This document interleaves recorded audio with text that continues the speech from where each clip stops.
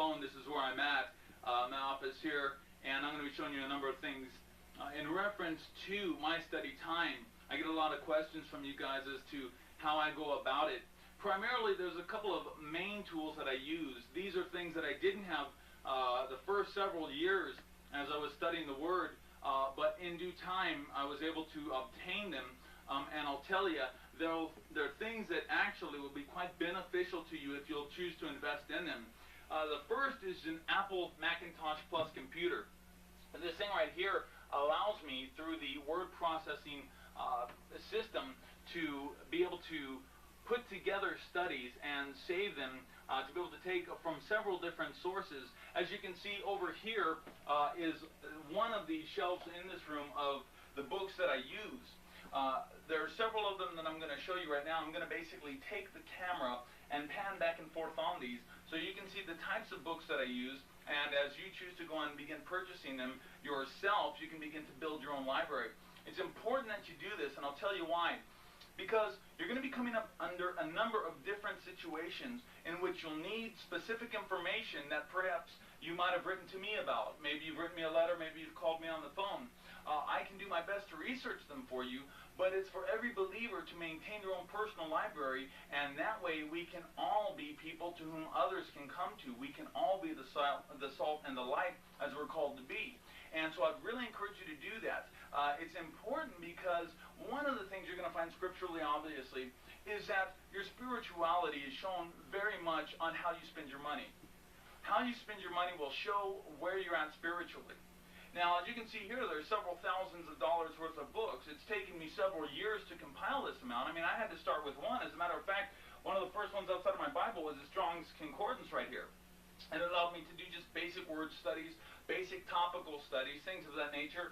From there, my library grew. Back when I was about 16 years old, I got this Webster's Dictionary, which has been an invaluable tool as well, because there's a number of times, and in your study, one of the perspectives you want to keep is that you always want to understand the words that you're taking a look at. If you don't understand something, don't simply bypass it, but check it out in the dictionary, check it out with a couple of other different books. For instance, the Moody Handbook of Theology that I have here. This is one excellent tool. There's a number of them actually that are here. Louis Berkhof's Systematic Theology. I'm going to pan back and forth on these for you. The entire Gabrielian series, that's a really excellent material. And on the practical side, J. Vernon McGee's commentary series here as well. You're going to be noticing a number of different books, and by all means, you might want to just go ahead and, as I say, begin purchasing books that are in the interest in the areas that you're beginning to study. I'm going to show you another shelf over here pretty soon that has a lot of special interest books, and these are the types of things that again will greatly benefit you, because I've got letters from people and stuff where they say, hey Raj, you've got together, and can you answer these questions for me?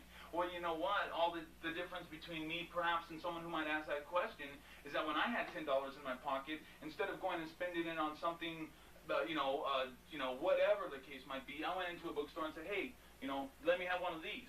And I slowly built up. Again, I didn't start out with this collection. It's been gradually building over the years.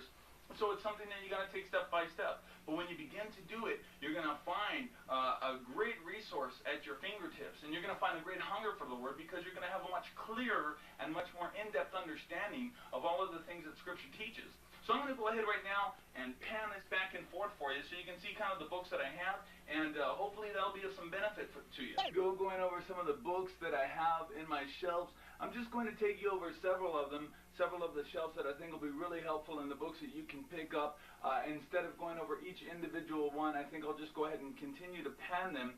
And I'm going to also play you some of the music, the type of music that I listen to and I study. This particular cut is off a Phil Keaggy CD, The Wind and the Wheat, which is an excellent one I'd suggest you pick up. This type of music also is just, it sets the mood and study. It's real cool, so check it out.